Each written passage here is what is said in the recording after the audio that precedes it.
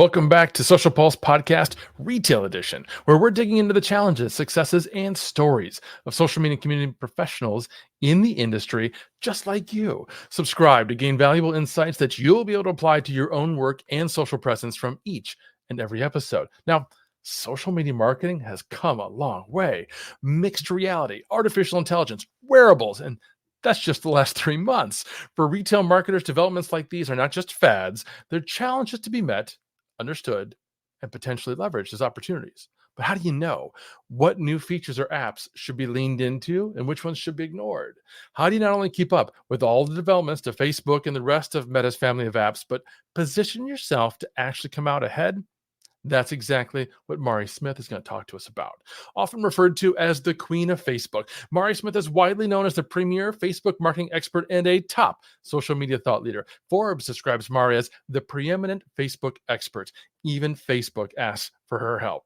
IBM named Mari as one of 7 women that are shaping digital marketing. She's an in-demand keynote speaker, dynamic live webinar host, savvy corporate social media strategist and trainer, and popular brand ambassador, and someone I've personally turned to for years as a voice of reason when it comes to Facebook and Meta. Hey, Mari, welcome to the show.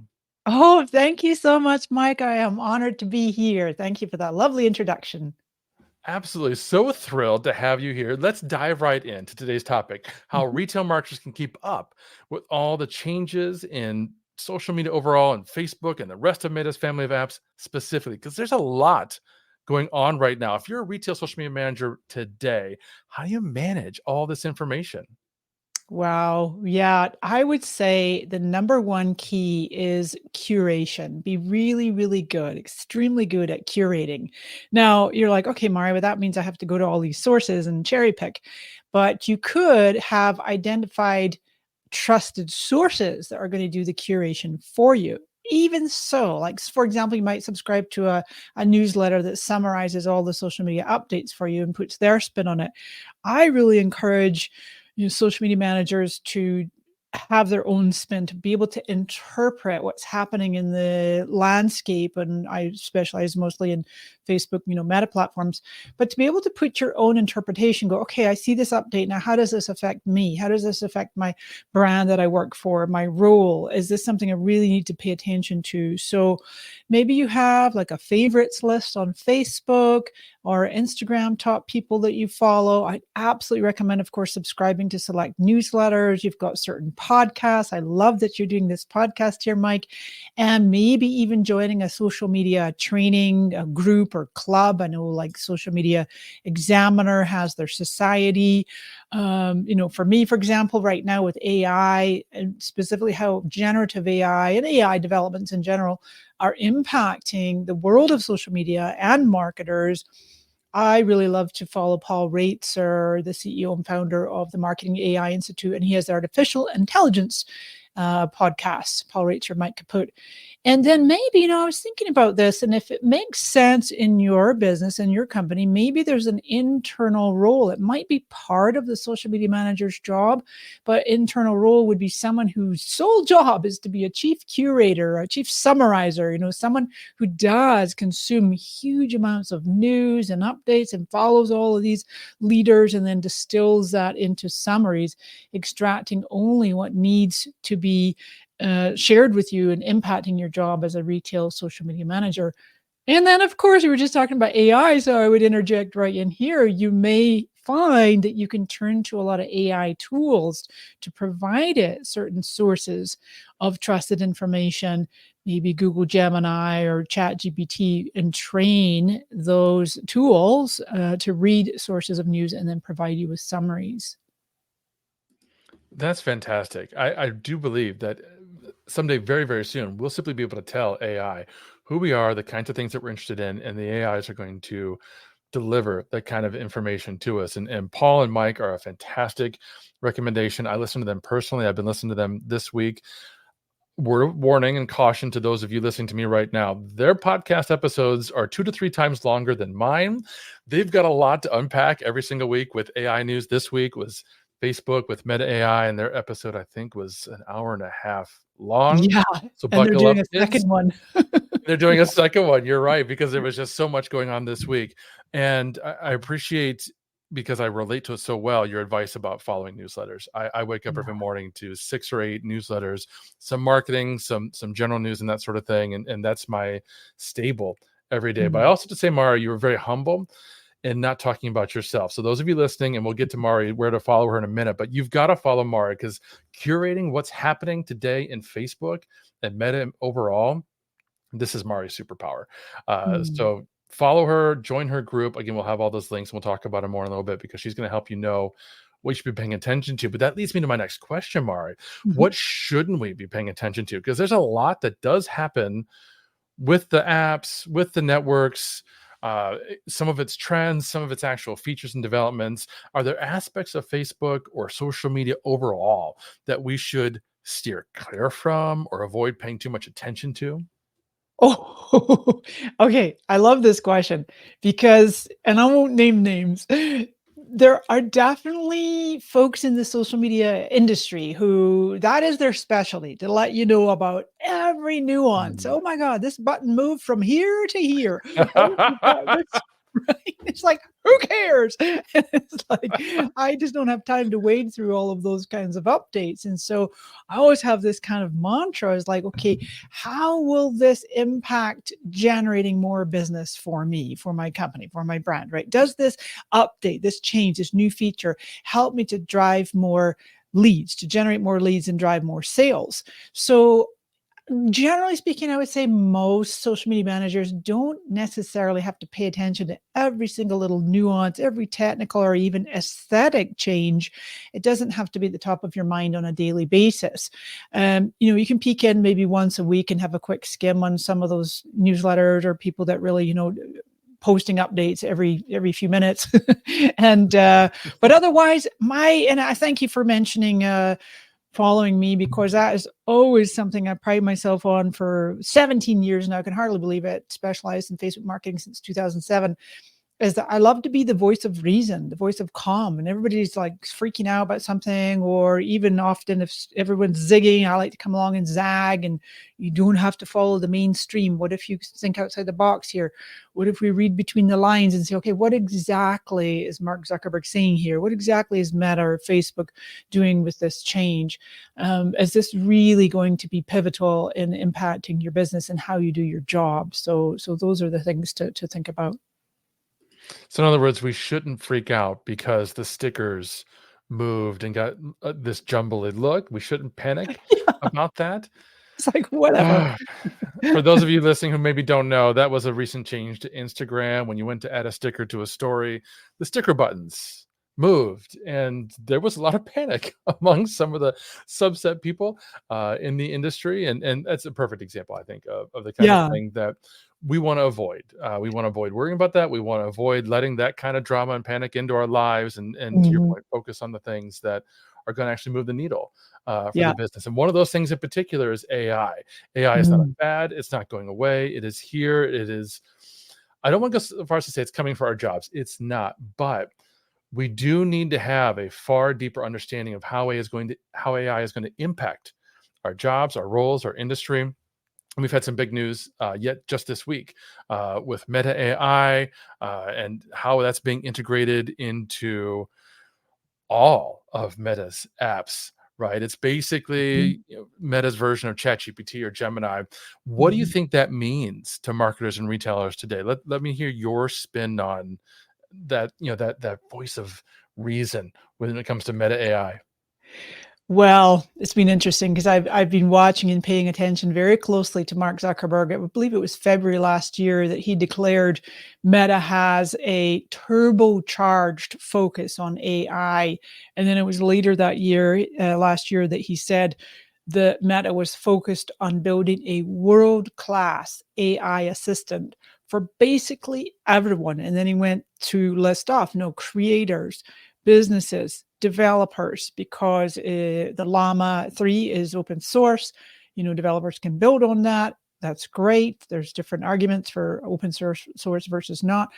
But the thing is, it's super early days yet. However, Meta being a trillion-dollar company, we've got to pay attention to what they're doing. And circle back to Paul Reitzer's podcast just this week. he was even using the words like blown away. He was blown away by Yeah. this new feature that Meta brought out. It used to be called Imagine with Meta AI. It was a standalone text to image generator. Now that's all just baked into the Meta AI tool, which you can access in certain countries. There's over a dozen English-speaking countries now outside the US. If you got folks around the world listen to this podcast, I predict that the Meta AI will roll out pretty promptly to most countries. And so now you can go to Messenger search bar, Instagram direct inside the inbox search bar, and then WhatsApp search bar or message bar. And you can start interacting with it. You can ask it any kinds of questions under the sun, translate something, come up with an idea, outline an article, news, whatever you want. You're interacting with this chat assistant just the same you would with ChatGPT. And then on the image side, the thing that Paul Raitzer said that he was blown away by is the real time. So if you start your prompt with the word imagine, the image just pops right up. And as you're typing, the keystrokes are typing, you're putting in some different words.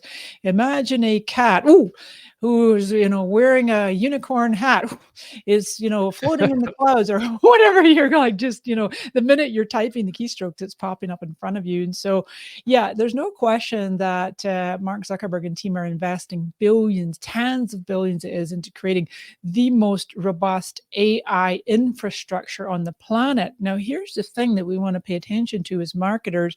I think by now, most marketers, social media managers, are familiar with what generative AI even means, right? You go to whatever favorite tool of choice, you punch in a prompt, and it generates content, where it's text or image. Now you've got video with OpenAI's Sora. Before long, I'm sure Meta AI will have us doing video, but also looking a little bit further ahead on the horizon, what Meta, Zuckerberg is also building with tens of billions is this artificial general intelligence, AGI.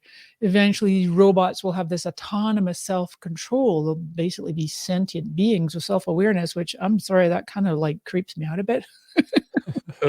I don't know. Like, just know that that's where all this is heading. And keep bearing in mind that Zuckerberg, maybe from the day he was born, I don't know, but certainly the day he started Facebook in 2004, 20 years ago now, he's been obsessed with domination. Like in the early days, he used to just chant that in the office. So there was a tweet went by at Burkov. I don't know who this is, but Mike Capote had mentioned it on the podcast. And he said that Zuckerberg potentially undermines competitors to the point of destruction.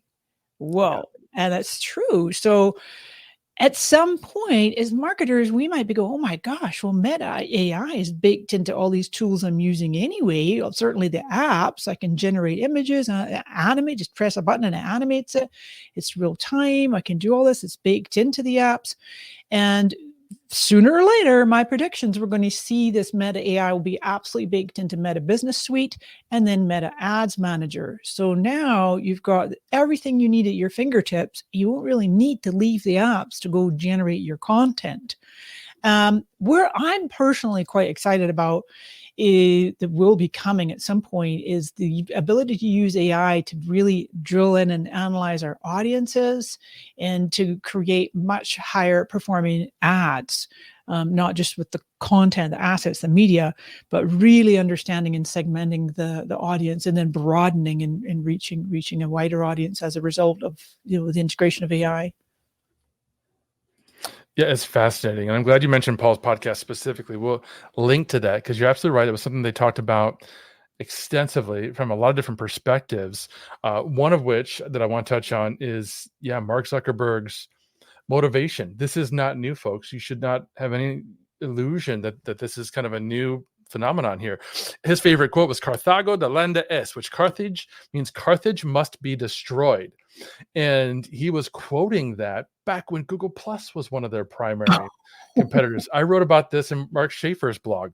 I'll link to that in the show notes so you guys can get a little bit of history there. This is kind of what I do with social media is I pay attention to how things have gone and how they relate to what's happening today. You all need to understand that Meta AI is free and it does everything that the paid versions of ChatGPT and Gemini do.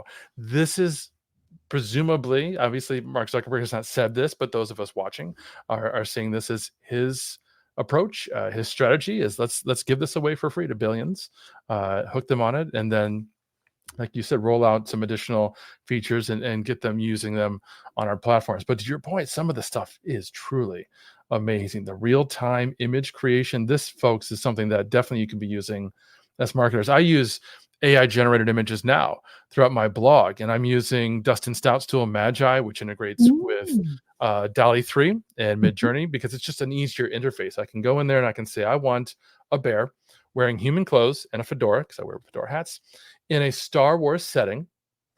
And then I tell it that he's doing something. He's analyzing Instagram analytics or something, and poof, it spits out a bear in this costume, in this environment, doing something interesting. But the difference is I can't change that image, Mm. right? Whatever it Mhm. is, that's it. If I want a new image, I have to do a new prompt or hit it again or something like that.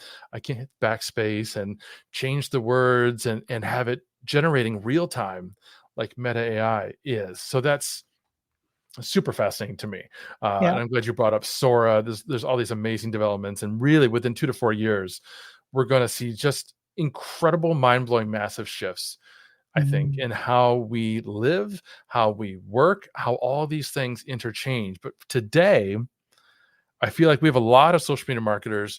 They're leaning in on AI to generate what I would consider to be very mediocre content. Mm. Mm. How do you think social media managers can stand out today, particularly on retail, while they're using these tools? Yeah, I really am deeply concerned about the overuse of generative AI content. I call it synthetic media. So as everybody's scrolling through their feeds, whichever social platform, it's becoming more and more difficult to discern, to truly use one's best judgment. Is this a real photo? Is this a real image? Or is this being mocked up to pretend like it's a real image? And so what I'm seeing massively across the board, all these sites, social channels, is an erosion of trust, a very slow burn, an erosion of trust where I've seen it happen to my own self. You put your thumb hovering over the reaction button, you're about to do a wow or a heart or a like, and you're like, wait a minute, is this even real? For example, we just had the big solar eclipse a few weeks ago here, and it was a big deal in the States.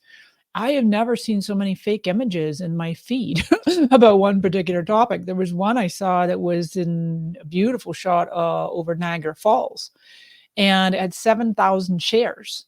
And as I looked closely, some of the dimensions were a little off. And I peeked into the comments, and some people were pushing back, going, "Yeah, I don't think this is real." And sure enough, it wasn't real. I saw many like that. So I believe that the way to stand out amongst this cacophony of synthetic media content is to lean more, even more so, into the human, personalized, real touch, leveling up that, building community, going the extra mile, making people feel special and important and included. Maybe it's time your retail business sent more personal notes, handwritten notes in the mail. What if you did something bizarre and picked up the phone and called people? Do something unexpected, because it's fiercely competitive out there. Absolutely using people's first names, hopping into the DMs when you can. Wonderful call to action is have people direct message you. Now, depending on the size of your business that you work with, imagine that a lot of retailers here would deploy the use of a chat bot, which is a great call to action, a great tool to be using in Instagram in particular, because it's more difficult to put links there, except in stories. You can put links in your stories. But encouraging people to DM you, and you've got a chat bot to at least initiate the qualifying of a prospect, and then directing them to a specific space on your website, perhaps to make a purchase, but always able to jump in there with the real human engagement. I know Agora Pulse does such a good job with that, with the amalgamated and aggregated social DM box. A quick example I want to give, Mike, is I was recently shopping and thought this would be a great retail example. I was recently shopping, which I love to do online. And I saw there's a company called The Cushion Lab, and I saw them with pillows. I was first attracted to their pillows. They have this pillow called the Deep Sleep Pillow, and I'm all for doing whatever I can to have the best sleep ever. And I found them through like a Facebook ad a few months ago, and I did order the deep sleep pillow, which I love, and I got the travel version of it as well. Well, of course, they keep enticing me to come back. Hey, you bought once, can we get you to buy some more things? We got more than pillows, And so I end up getting these sheets, these beautiful like bamboo, microbial, whatever they are sheets. And I was checking out, and I've done my checkout thing. Of course, they do the bundles, and it's really beautifully done. And I saw this little incentive. Now, this isn't necessarily a personal touch, but I thought it was brilliant because I saw this little incentivization pop up, and it's a little countdown timer on it. It says, "Hey, Mari, I don't think it used my name, but it's like, hey, you can, if you order anything else within the next 10 minutes, you can get 10% off." Now, that's not social, but I just thought, what a cool incentive. It was unexpected and something I'm Mhm. likely to talk to my friends about. And here I am talking to you about it on your retail podcast. It's just like Right? those little teeny things make a big difference. Yeah, I think that's so true. That personalization, that human touch. I think live video. We're going to see even Yes. more live video from the brands who truly want to connect Yeah. with their audiences. I'm thinking about doing more live videos. I do these podcasts that are pre-recorded, even my webinars. They're live, but they're not streamed to social media. And I've been trying to Mm. think about internally in the team, what can we do that is a little more human, a little more personal, and that's Mm. those are all great examples, folks. We're Mm. talking with Mari Smith about all the developments with Facebook and Meta and how to keep up, particularly with respect to AI. Now, at Agorapulse, we too are constantly looking for ways to integrate AI to help you be more effective and efficient. Here's how. Hey there, Daryl Prale, Chief Marketing Officer here at Agorapulse, the industry's best social media management platform. I gotta tell you, I love AI. Why? I don't view it as a threat. Rather, it makes me better. It's a colleague. It's a collaborator. Let's say I do a social media post, but you know what? I'm a little long-winded. I want it shorter. Maybe I want it longer. Maybe I want it punchier, more assertive, more inspirational, more funny. That's what our writing assistant does. Check it out, agorapulse.com.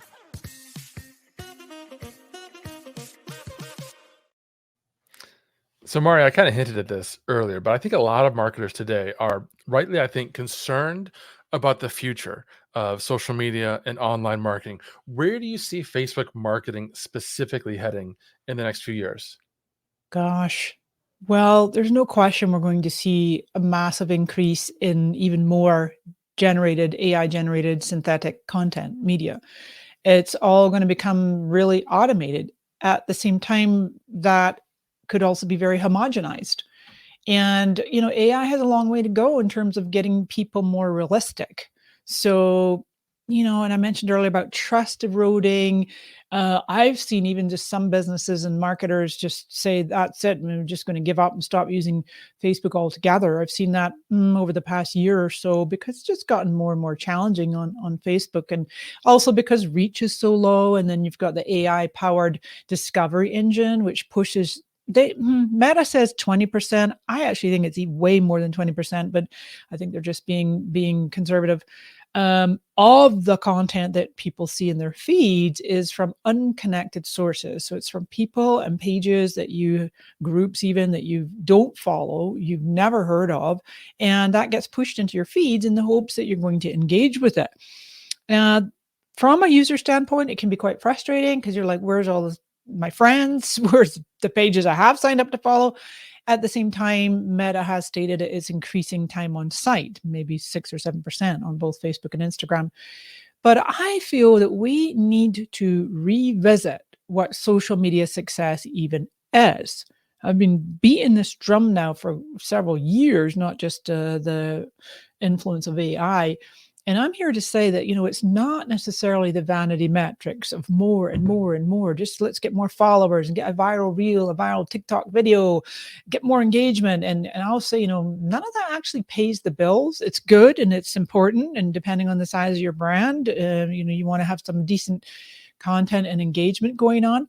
But I'd also rather see businesses focusing on perhaps building a community, if that's correct for you, like Canva, for example. Canva's user group in Facebook is really huge, and they're quite engaged in there, and it's got a lovely culture. And so just fostering those genuine relationships, and I like to say create a loyal following of people that love you and love to buy from you. So it's not just about, okay, hey, our stats are up. Well, which stats? We got more likes. Okay, well, what about did that lead to generating more prospects and sales? And it's just not about fire hosing and blasting everyone with more and more content. Going down the path a year or two, there's no question that Facebook marketing, especially on the ad side, will be more automated. Just pressing a few buttons, mentioned earlier, like I'm envisioning being able to go into Meta Business Suite, having your clear prompts, knowing what's possible, knowing, staying within the confines of what you want to create for your brand, and spitting out this content, the written, the video, the text, the audio, all the above, image, of course, and getting it all lined up and just being able to schedule it. And then, of course, you're going to go back and do your engagement. And then one area, as I mentioned earlier, too, is this, I really am excited to see what's happening on the ad side, because keep in mind, I've said this for 15 years. Well, ever since Facebook introduced the whole advertising side of the business, there is no more granular content, audience that you can target with your ad dollars than through Meta platforms, because they know an inordinate amount of data points about every single user. And there's billions, 3 point whatever, it's almost 4 billion across all the apps. And so can you imagine being able to have your ad campaigns being, I'm calling it ultra automated. Obviously, you got to oversee it a bit. Don't let the machines get too carried away. But ultra automated to the point the sales are just pouring in without a whole lot of oversight. Because to me, that's a brilliant use of AI and automation. Those are fascinating insights, and I couldn't agree more with the point you made earlier, which is that businesses are looking at the wrong metrics too often. They're paying attention to likes, to new followers, and those things are okay. And there are some instances where we do want to pay attention to those. We talked about that in the previous episode with Jen Herman on Instagram about which metrics were really good for indicating whether you're doing well on that particular platform. But I'm always curious, how do we measure the actual business impact? Because like you said, aren't paying the bills. How do we measure, or how do you measure the business impact of social media? Yeah, it's definitely up to each business. I would say it comes down to leads and sales ultimately. Maybe I would say like a decade ago, if you're responsible for analyzing metrics and you go to the CEO or CTO or then and you're saying, okay, hey, look, our social's up. But the CMO, the marketing officer, and certainly the financial officer is like, well, okay, how did that result in actual leads and sales? And so it just depends. I know for me, you're asking about me. For me, I do have a focus on building up what I call relationship equity. So I'm not always in sales mode. I'm always in relationship building mode. And I love to be able to have this seamless presence when people see me just sharing my life or sharing updates, or I'm speaking at this event, or I'm on this podcast, and I'm teaching this course, and here's where to sign up. It's like the same style. Gosh, I'm just reminding myself of a long time ago, maybe 15 years ago, I was in a mastermind, and one of my fellow members says to me, Mari, I've been analyzing your tweets. I don't do much with Twitter these days, but I've X'd out X. But he's like, oh, I've studied your tweets. I've read a little analysis and I've figured out your formula. And I don't remember the exact formula, but let's say it was like, you're like 57% personal and 43 business. And I just looked him in the eye and laughed. I'm like, I don't know where you got those numbers. I am 100%. And I knew he thought I was going to say personal. I said, I'm 100% business. Everything I do is strategic, even my personal updates. I'm thinking about how will this position me? How will this influence people to possibly, sign up for something?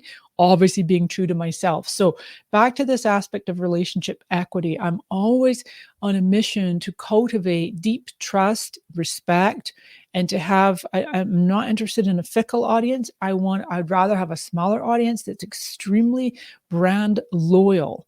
And so, for me in my business field, as and when I do make an offer, I have a paid course or a webinar or something that I'm offering that people can sign up and pay, then I've built up that relationship equity and my audience is extremely receptive. Fascinating perspective. Thanks for sharing that. I also want to know, what tools do you use? This is something I always like to ask all of my guests. What's in their tool stack? Because everyone's got different things that they're using. Some use a lot of tools. Some are like, no, I've got these 2 tools and this is all I use. What is Mari Smith using to create her empire on Facebook? Well, yeah, my marketing automation platform of choice is Keep, formerly known as Infusionsoft. I love Lead Pages for doing my landing pages, my opt-ins. I got profiled on Lead Pages blog not long back. On the AI side, I'm using Google Gemini and Perplexity, a little bit of ChatGPT. Now, as of a few days ago, I'm going to be leaning much more into Meta AI. Yeah. This isn't necessarily for what I do out in the public, but I just love Fathom, the Fathom note taker, and I've changed the name. It's Mari Smith AI Secretary, and she joins me on every Zoom call, and she summarizes and makes it all easy peasy. I just started dabbling too with that Hey Jen. I know, a little spooked by it, but the ability to create your own avatar, or you can use one of their stock avatars, and the ability to potentially convert some of my courses into different languages, maybe make an avatar version of myself. I know our good friend Molly Mahoney. I saw her doing something with an avatar. She's like, yes, if you notice, I'm a little bit expressionless, or whatever the word she used. She's like, because this is AI me, because I didn't want to get camera ready. And I'm like, ooh, yeah, that appeals to me. There's so much happening with the AI. There's new tools every single day. And I love that you mentioned Fathom. That's something that, again, internally we've been using testing a lot of different note takers. And so it's funny because now we'll join a team meeting and there's like 5 or 6 different AI note takers that are all joining. There's more note takers, it seems like, than participants in the community, because we're all testing different tools to see which one kind of works the best or resonates the most before we, take the plunge and pick one for the team. But one of the topics you mentioned early on that I appreciated was all these different resources that you turn to. And my last question for you is there anything else, any other specific podcasts, newsletters, any other individuals? I know one of the things that we talked about in the green room is that when we're done here, you're going to the Facebook earnings call, which I think is fantastic. I was a trained historian, so going to those primary sources and getting that kind of information, I think, is fantastic. But of course, most social media marketers are not going to attend earnings calls. What other resources do you recommend for them? Well, for sure. For me personally, I follow Mark Zuckerberg on both Instagram and Facebook, and Threads a little bit, and for sure Adam Mosseri, head of Instagram. Both of them have Instagram broadcast channels, so I don't subscribe to a lot of IG broadcast channels. It's just too much. And so when I see the DM notification, also on Messenger, and I'll see, okay, something's happening. Invariably it's a piece of news they've shared elsewhere anyway. Zuckerberg seems to do these announcements through Reel. He'll make a Reel and it'll go on Instagram and Facebook. And then certainly Meta's blog, the earnings calls, they're always an hour long, and they can be kind of heady because you got the investors on there and they're asking questions. And then Zuckerberg started doing this years ago, where the minute he's finished sharing his 10, 12, 15-minute prepared remarks, they get published on his Facebook profile, facebook.com/Zuck. And what I do, Mike, is I literally will copy and paste them, and I go through line by line. I start interpreting and basically integrating all of that into making sense, sense making. And I also work with Meta through a couple of different agencies. And then I mentioned, and so they keep me posted on what's happening. But I know you were asking what resources could other people turn to. I mean, I don't know. Bottom line, I think they should just follow me. That is actually really great advice. And I love that you mentioned following Zuck, following Adam Mosseri, because that is really true. And folks, you need to understand that's a little bit unique. The other social networks don't necessarily do that. Google Plus, one of the big headaches I had, even though I love the platform, is that every time they had an update, they would pick like some random engineer to share, hey, we just did this on Google Plus. I don't know, this is years ago. Yeah. But as someone who was actively writing about social media changes at that time, it was next to impossible to predict where those changes were going to come from. You just had to wait for somebody else to spot it in the wild and say, oh yeah, Ivanovich said that they just released this new feature for circles. Okay. So yeah, follow Adam, follow Mark Zuckerberg, and by all means follow Mari. So tell them, where can they find you? Where can they follow you? Where can they learn more? Sure thing. Yeah. Facebook is at Mari Smith on my business page. And from there, they can see the group is the Social Scoop is the main one. Instagram, I'm Mari_Smith. And those are the main ones. I do have a YouTube channel, a LinkedIn, and I'm not really doing much with Twitter, X, or Threads. So, and of course, my website is marismith.com. So thank you so much, Mike. Fantastic. Thank you, Mari. Folks, that's all we've got for today. I will have all of those links in the show notes just below so that you can follow her and follow all the resources we talked about. And as always, please find us on Apple Podcasts, the Social Pulse Podcast Retail Edition, and leave us a review. We'd love to know what you think. Until next time. Thank you for listening to another episode of Social Pulse Podcast Retail Edition, hosted by Mike Allton and powered by Agorapulse, the #1 rated social media management solution, which you can learn more about at agorapulse.com. If you enjoyed this episode, please subscribe on your favorite podcast player and be sure to leave us a review. Your feedback is important to us.